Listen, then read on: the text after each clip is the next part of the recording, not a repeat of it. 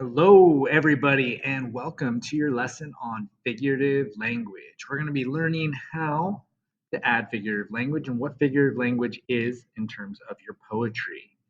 And so let's jump right in.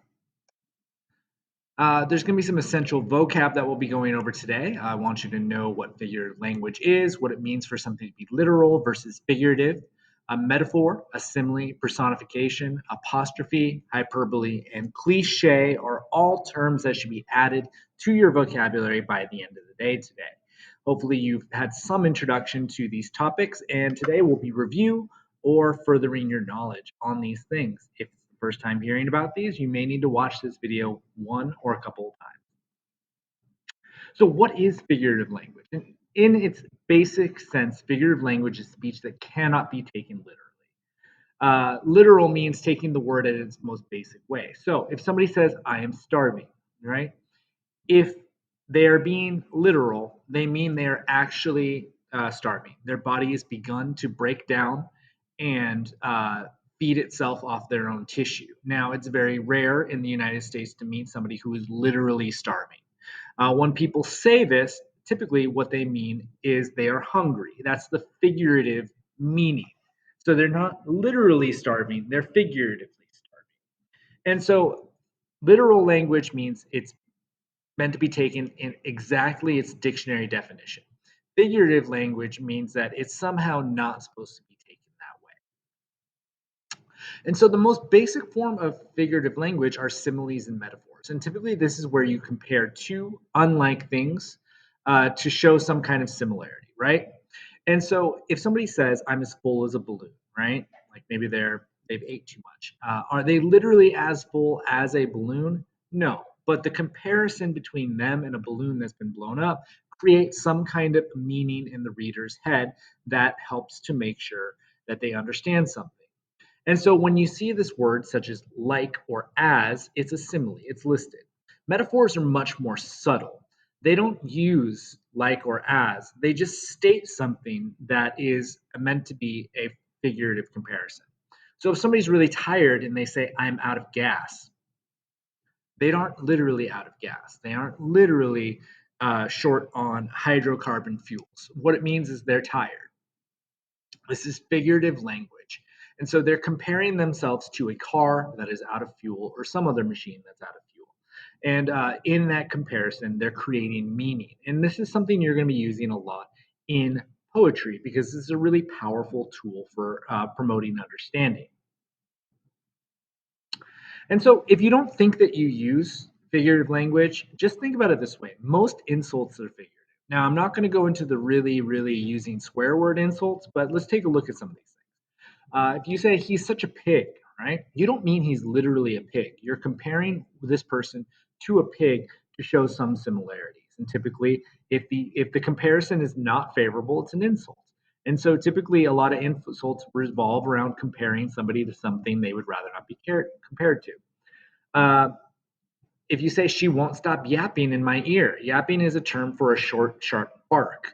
This person is not literally barking in their ear, but the comparison is being made between this person and a dog. He is sucking the life out of me. Now, is he literally sucking the life out of you? No, but here this person's being compared to a vampire or some other kind of blood sucking thing in some kind of insulting way, right? But it's figurative, it's not literal. They are little lost sheep. She is an airhead. Her head is not literally made of air, it's figuratively. And so we create these metaphorical insults in order to compare two unlike things. And this is really what figurative language does. You compare A to B, and in the comparison, meaning is created. More meaning than can be created just by explaining something literally. And so I have this poem by the poet Billy Collins here. It's called The Trouble with Poetry. And so let's see if we can find some of the metaphors that are in this poem. And I love this poem. This poem is also not a serious poem. I think the tone is a little bit uh, sarcastic, right? So he says, the trouble with poetry, I realized as I walked along the beach one night, cold Florida sand under my bare feet, a show of stars in the sky. The trouble with poetry is that it encourages the writing of more poetry. More guppies crowding the fish tank, more baby rabbits hopping out of their mothers into the dewy grass. And how will it ever end unless a day finally arrives when we have compared everything in the world to everything else in the world? And there's nothing to do but quietly close our notebooks and sit with our hands folded on our desks. Poetry fills me with joy. I rise like a feather in the wind. Poetry fills me with sorrow, and I sink like a chain flung from a bridge. But mostly, poetry fills me with the urge to write poetry. Sit in the dark and wait for a little flame to appear at the tip of my pencil. And along with that, the longing to steal, to break into other poems of others with a flashlight and a ski mask. What an unmarried band of thieves we are, cut purses, common shoplifters, I thought to myself as the cold waves swirled around my feet and the lighthouse moved its megaphone over the sea, which is an image I stole directly from Lawrence Ferlinghetti, to be perfectly honest for a moment. The bicycling poet of San Francisco, whose little amusement park of a book I carried in the side pocket of my uniform up and down the treacherous halls of high school. And so here, if we take a minute, I want you to see if you can spot any metaphors or similes in this poem. You may also want to look for imagery that we had talked about in the previous lesson. Take a moment and pause this. See if you can really see if you can find the metaphors and similes in the poem. If you haven't paused, you're just going to hear me move on and show you the metaphors and similes in the poem. Now, the thing that's funny about this poem is Billy Collins here is writing kind of one of the most cliche poems in a way. He knows that he's doing it, and he's doing it on purpose. It would seem. He says the trouble with poetry I realized as I walked along a beach one night, cold Florida sand under my bare feet, and a show of stars in the sky. This is literally my second lesson to you to add imagery. He's adding imagery here where it doesn't even fit into the poem because he's this whole poem is kind of making fun of poetry, but in a way that's loving, right? And you can see that, once again, he returns to the cold waves swirled around him. He's throwing the imagery in there. It is so out of place that it's funny, right? Um, but here we see that there's also some metaphors, and the metaphors are also poking fun of poets, saying that it's more guppies crowding the fish tank, baby rabbits hopping on their mothers into the dewy grass. These metaphors are not necessarily favorable to people who are writing poetry. They're like little guppies in a fish tank or baby rabbits. They're inexperienced, and poetry makes more people write poetry. He even goes down here and says, "Poetry fills me with joy, and I rise like a feather in the wind." It's almost like he's going down the list of things that should appear in a poem and putting them into the poem as a way of making fun of what goes into a poem. But I find this hilarious. But it's a really great example of metaphor and simile and also imagery, which we were talking about before. Even though he's making fun of poetry and he's not necessarily taking this poem that seriously, it is a very good poem. And so this is where humor can come into poetry sometimes. And so you can see he has those metaphorical concepts, right? So he compares people writing poetry, all the people who write poetry, to guppies in a fish tank, right? He compares stealing from people's poems to somebody who's robbing a house with a flashlight and a ski mask, right? He compares writing a poem to the like a flame at the tip of the pencil, like the feeling of when you're like into a poem and you have it, you know exactly what you want to write. It's almost like your pencil's on fire, right? And so he has all these things in here in this poem that really makes fun of poets. It's great. I love this poem. Anyway, so when we get into poems, sometimes you'll find what's called an extended metaphor. And this is not where a metaphor is used one time and then dropped, but the poem uses the metaphor across the entire poem to explore something. And so here, rise like a feather in the wind, right? He compares that to the joy he feels one time. He doesn't continue to explain how writing poetry is like a feather in the wind. If he did continue with that metaphor, then it would be an extended metaphor. But he doesn't. He uses it one time and drops it. So none of the metaphors in this poem are extended metaphors. If we want to see an extended metaphor, what we want to look for is very, very, very famous poem by Robert Frost called "The Road Not Taken." And so in this poem, Robert Frost writes, roads diverged in a yellow wood. And sorry I could not travel both. and be one traveler. Long I stood, and looked down one as far as I could to where it bent in the undergrowth, and then took the other, just as fair, and having perhaps the better claim, because it was grassy and wanted wear, though as the, for that passing there had worn them really about the same. And both that morning equally lay in leaves no step had trodden black. Oh, I kept the first for another day, yet knowing how way leads on to way, I doubted I should ever come back.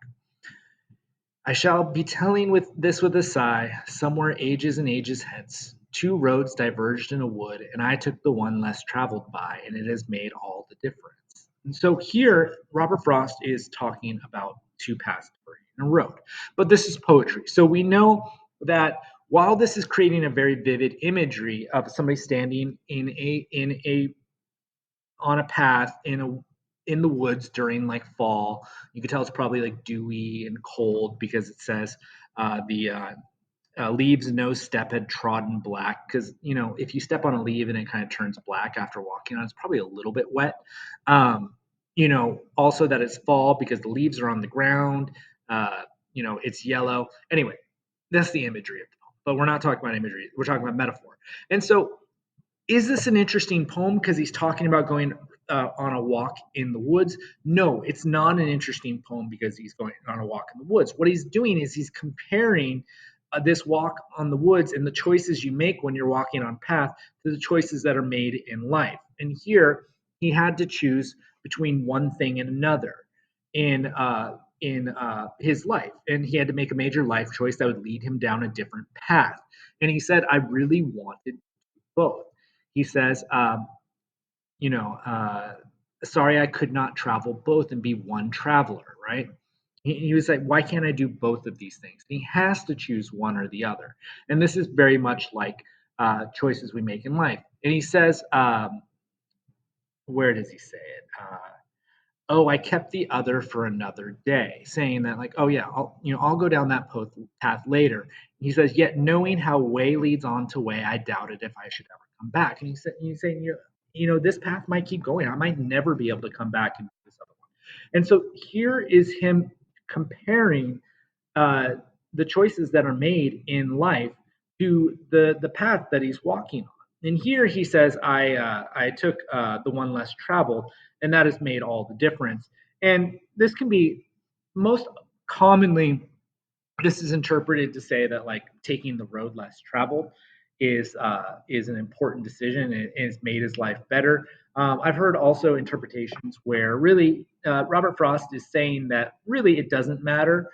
Both of these paths in life were reasonable paths, and choosing one just because it's been walked less doesn't make it better. But here the extended metaphor is this comparison between the path that one walks through a forest and the choices one makes in life. And so the whole poem uses that metaphor and explores that metaphor to show how walking on a path through the forest is similar to making choices in life. And so this is an extended metaphor. You notice from this point on to this end of the poem, the poet is exploring the ways that this path is similar to choices made in life. And that's what makes it an extended metaphor. He doesn't just bring it up one time and then leave it. You can do both in your poems. You can explore the metaphor in an extended method, or you can just use the metaphor one time if you only need it one time. It's really up to what you want and what your poem needs. Moving on, the next form of figurative language you're going to find in a poem is what's called personification. And this is when you add human like qualities to a non human object. And so we have an example here where I say, my soft bed wraps me in its arms, whispering to me to stay to sleep, right? Now, your bed is not going to wrap you in its arms. It doesn't have arms. It doesn't whisper to you to stay to sleep. But when you compare it to a person who's doing this, it makes a logical sense, right? It creates this extra meaning, and this is really what figurative language is all about. You're comparing this one thing to this very unlike thing, and the comparison creates more meaning than you could ever get from just explaining things literally. And so here we have a poem from Emily Dickinson called Because I Could Not Stop for Death. Because I could not stop for death, he kindly stopped for me. The carriage held but just ourselves in immortality. Slowly drove, he knew no haste, and I had put away my labor and my leisure too for his civility. Okay, and so here, this is so cliche that you might not even realize this, but here she's personifying what? Death, right? Um, and we're so used to seeing images of death as a grim reaper, it might not even be like, oh yeah, that is personification. But death, is not a person that can take actions or drive a carriage or something like that. But here, when we think about death that way, it gives more understanding of what it is. And so, moving on to the next one, hopefully you guys have seen personification multiple times, and I don't need to go into it too much because I'm going to be moving on here. If once again, if you guys ever are confused of anything, look up additional videos. There's plenty of resources online. You look up what is personification, what is an extended metaphor. You can find those examples online. Don't just rely on the videos that I'm providing you. If the video I'm providing you is enough, great. If it's not, extend your knowledge. Go search, find out more. And so the next concept of figurative language I want to give you is this thing called apostrophe. I'm not talking about the punctuation, right? And so sometimes you'll want to write a poem as though you were talking to someone or something. And so an apostrophe is a poem where the speaker is talking to somebody who's not there. They're not actually talking to them, but they're acting like they're talking to them. Either because they're talking to a person who is not present, or they're talking to something who couldn't possibly hold a conversation. And so I have this poem by Linda Pastan called Traveling Light, which says, I am only leaving you for a handful of days, but it feels as though I'll be gone forever the way the door closes. Behind me with such solidity, the way my suitcase carries everything I'd need for an eternity of traveling light. Now, she's clearly talking to someone or something, right? Um, do you think that person is actually here listening to the poem? Probably not. And it might be, if you consider this to be like a significant other, a spouse, then yeah, maybe she would give them this poem eventually because this is clearly addressed to them. Although on the other hand, if she's talking about a house or a pet, this poem is addressed to them, but those things are never going to read this poem. And so this is a style of writing poetry that's a little bit figurative because it could be that you're writing, if she's writing to her house, like it could never understand this, but uh, having this feeling towards it is kind of figurative in a way, right? Um, and so here you're just addressing a poem to somebody or something, and this is called apostrophe. And finally, I just want to share this concept of hyperbole. This is an extreme exaggeration. I love this little image. Hyperbole is the best thing ever. Hyperbole is when you just exaggerate something to an extreme, and it's a little bit figurative because what you're saying is greater than what is actually true, right? So if you say something like "she is the worst," right? Is she the worst person? Is she? Has there have there never been people as terrible as this person on the planet? Of course there have been. But this is an exaggeration trying to show just how you feel about somebody, right? You say, my mom is going to kill me. Is she literally going to kill you? No. But you are exaggerating to show the level to which you're feeling anxious about your interaction with your mom. My backpack weighs a ton. Does it literally weigh a ton? No, but you're comparing your backpack to a ton to show that it is very heavy. And so hyperbole can be another form of figurative language. Now, finally, I can't talk about metaphors without talking about cliches. And so a cliche is a metaphor that has been used over and over and over again to the point where it no longer is interesting or meaningful. It's really lost all of its power. So the issue with cliches is that they aren't effective. They are so they are so used that people they've gotten bored with them, right? They don't care anymore, and so you want to surprise and you know really kind of fill your reader with interest, and you're not going to be able to do that if you're using cliche. And so the metaphor of like life is a journey, even though I just talked about Robert Frost. Robert Frost did that in an interesting way. Love is a battlefield. Sadness as darkness. Please, please, please. This is one I get from my students a lot. Don't write me that cliche goth poem where you're like swallowing in sad darkness. Will the lights ever turn on and end my misery? No, it's cliche. It's boring. Find a different way to express your sadness than just sitting in the dark or shadows. Heartbreak. The concept of heartbreak. Your heart is breaking. Is your heart literally breaking? That's figurative language. It was probably interesting when Juliet said it in Romeo and Juliet in the 16th century. It's not interesting anymore to hear of the feeling that comes with some kind of major loss as being heartbreak. And so really kind of be aware of cliches and try not to use them. If you want to go with George Orwell's take on this, he says, never use a metaphor, simile, or other figure of speech which you are used to seeing in print. Okay? So if you've seen it before, if you've seen somebody write heartbreak, if you've seen somebody say, I live in darkness, these are cliches. Don't use them. Find a new way to say it. And, this is one of the struggles of poetry is you're trying to constantly find new ways to say things that haven't been said before. All right, and so let's take a look. Hopefully, these terms now mean a little bit more. You know what figurative language is, and you know what something means when it's literal versus figurative. You have a good idea of what a metaphor is versus a simile. And really, a simile is just another type of metaphor, right? These two things are the same thing. They're just comparisons between two unlike things. Extended metaphor, which we talked about. Personification, apostrophe, hyperbole, and cliche. If you know what these things mean, you're probably good and you can head on to the next lesson.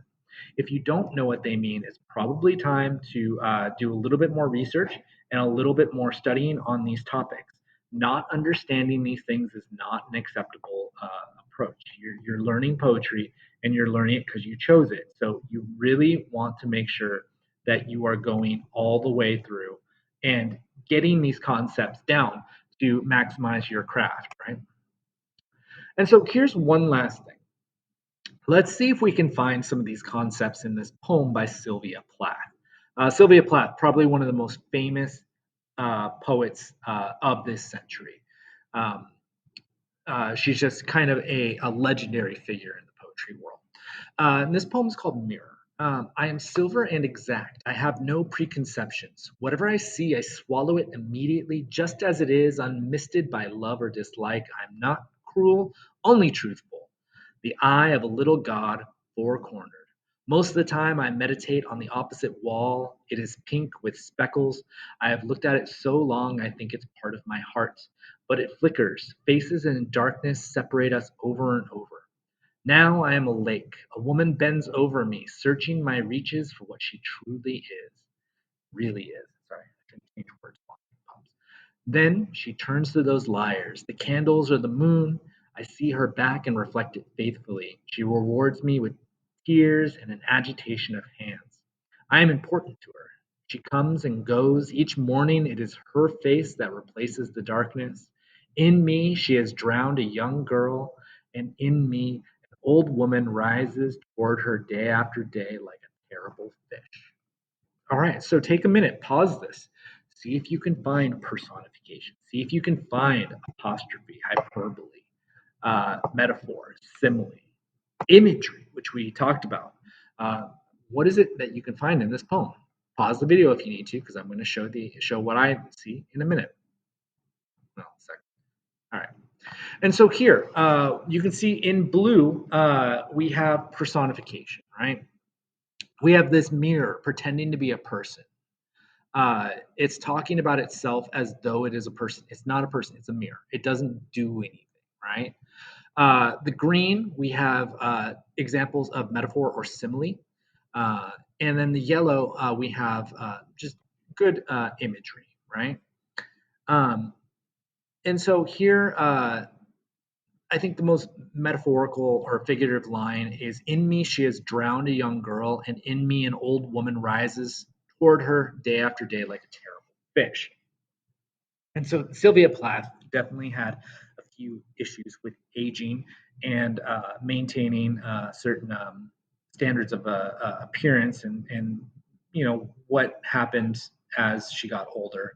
And so here she makes this kind of observation that in that mirror she used to be a young woman who would look into it, and every time she leaves the mirror it's like that young girl is drowned, and the next time she looks into it she's older. And so she says, in me she has drowned a young girl, and in me an old woman rises toward her day after day like a terrible fish.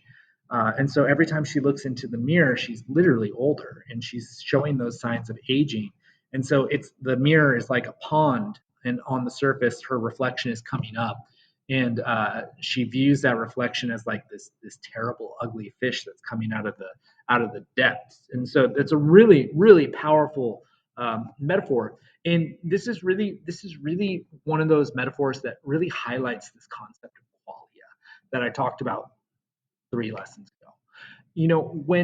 When Sylvia Plath writes, "In me she's drowned a young girl, and in me an old woman rises towards her day after day like a terrible fish," you get a very real look at how the world and how aging looks to Sylvia Plath. And this is what makes a really powerful poet. If a poet can share their qualia with you and have you see the world through their eyes, that is really the goal of poetry, to overcome the miscommunication.